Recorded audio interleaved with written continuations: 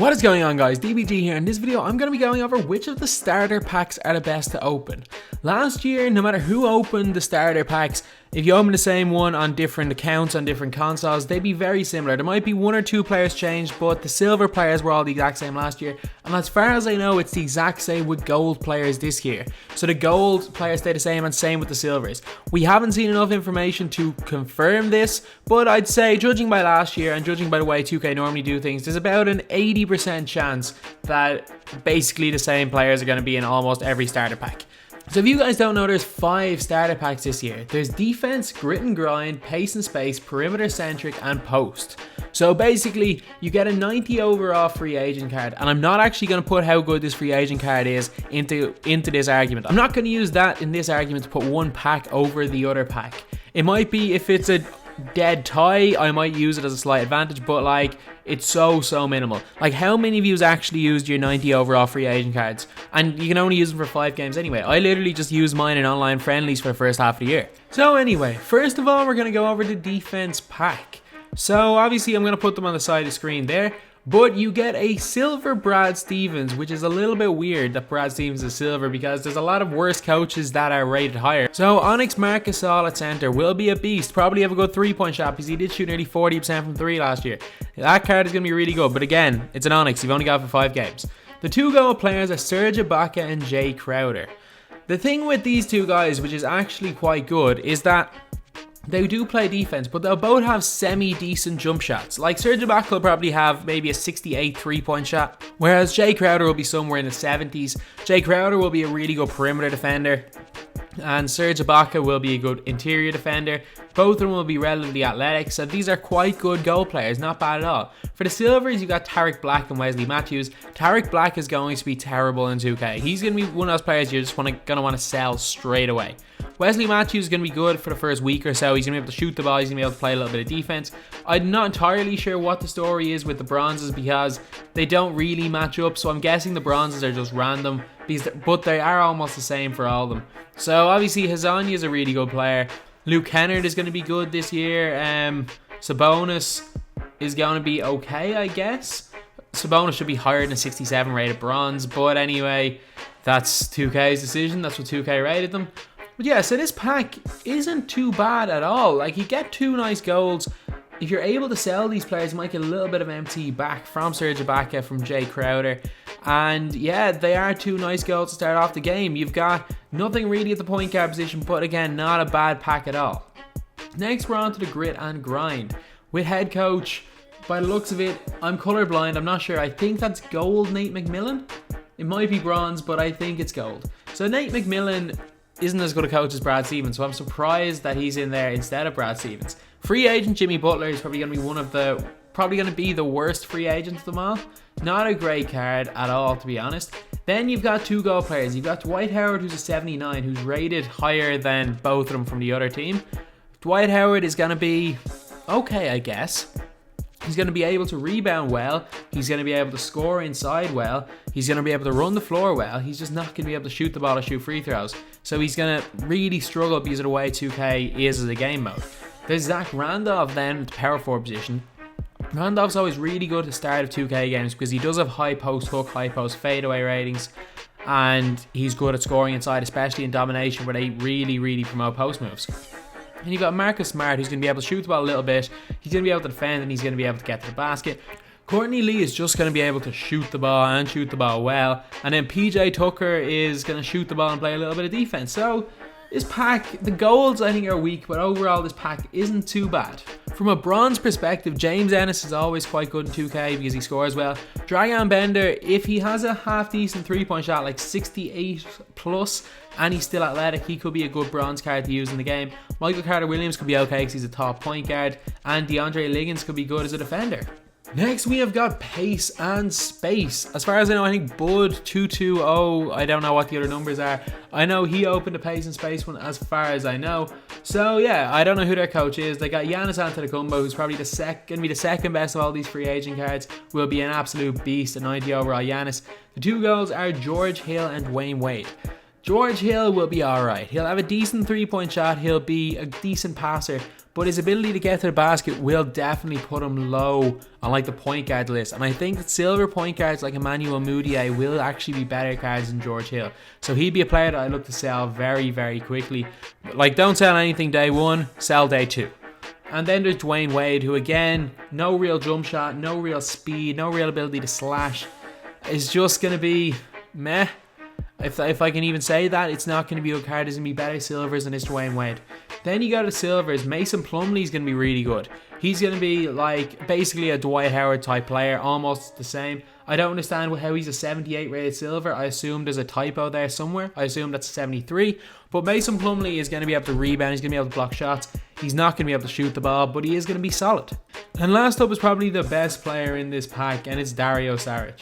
So Dario Saric is going to shoot the ball really well. He's going to be able to rebound quite well. He's going to be able to run a little bit, dribble. He's just an all-around beast for player. And for a 75 overall silver, I was shocked that he actually isn't the gold after nearly winning Rookie of the Year last year. But I genuinely do think that Dario Saric is going to be one of the better silvers in the game, and definitely could be a good card to use. So if you do want to pace the space, if you do like Dwayne Wade, you do like George Hill, and you want that Giannis, Dario Saric could end up being the best player in that pack. The fact that most of the bronze players repeat themselves and they don't really have any sort of a theme, like DeAndre Liggins not being in the defense, I actually don't think that the bronzes are per pack. I think that they're going to be randomized. And now we're at the perimeter centric. Fred Hoiberg, silver as the coach. Bradley Beal, or Bradley Deal, according to this guy whoever made the list, 90 overall. He'll be able to shoot the ball, but again, the free agent card isn't really that relevant. You've got Dennis Schroeder as your point guard. So Dennis Schroeder is going to be fast. He's going to be really fast. He's going to be able to shoot the ball, but he's not going to be able to go to the basket well at all. So, yeah, like, Dennis Schroeder will be alright. Like, he'll be alright. But he's not really, like, he'll be George Hill standard, not great. There'll be better silvers than him.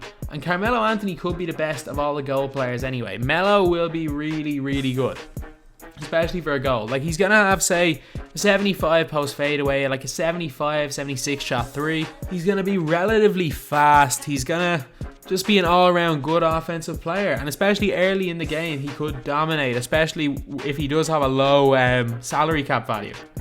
And now we're on to the silvers.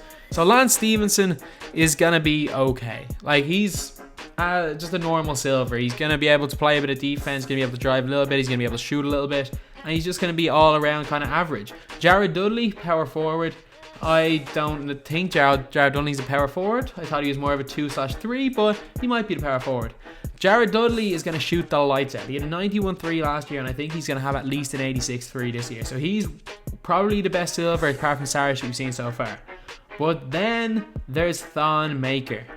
Thon Maker is the best card of all of these, even better than Melo. Thon Maker is one of those cards where you're actually going to want to sell him early in the game.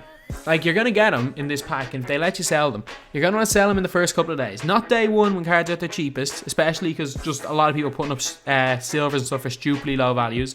You're going to want to sell them maybe day 2 or 3, because everyone's going to want to use Thon Maker, because he's going to start off with a low salary cap value, and as the year goes on, his salary cap is going to go up, or as the weeks go on. So the higher his salary is, the worse his value is going to be on the market. So you're going to want to sell this guy very early, because his price will be very high because everyone wants to use him, because he will be the best silver in the game. When his salary goes up, kind of, which correlates with his actual ability to play in game, I think his price is then going to stabilize, but I think his price will be really high to start it. So that could definitely be a reason to swing you towards picking the perimeter centric pack.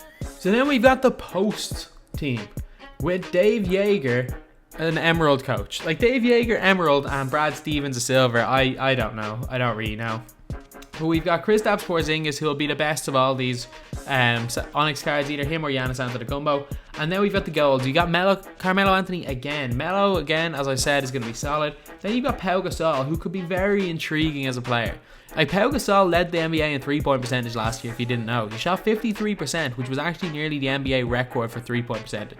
So Pau Gasol would more than likely have a three-point rating of somewhere around 80, even on his gold card.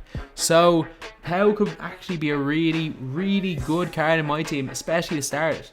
And for a 5-out team, he could be perfect as your centre. We've got Iman Shumpert, Darren Collison, and Luke Richard and Mbamute as your 3 silvers. Shump is going to be able to defend a little bit. Darren Collison's too small, and Mbamute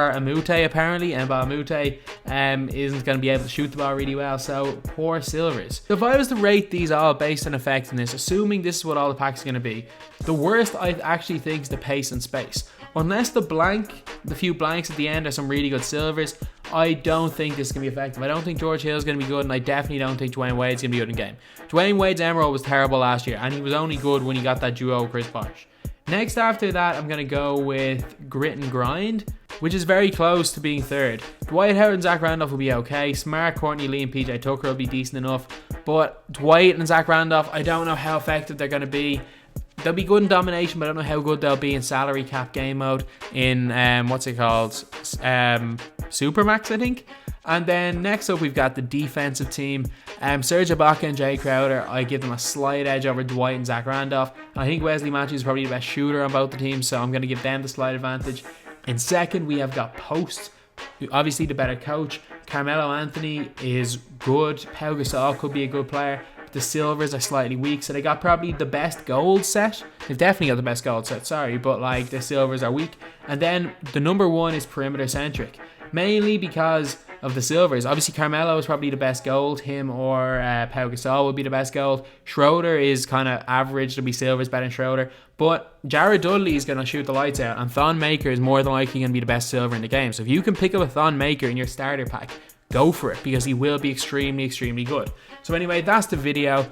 This is not guaranteed, but I did find this from looking through videos. Obviously, I didn't put together this starter pack spreadsheet type thing.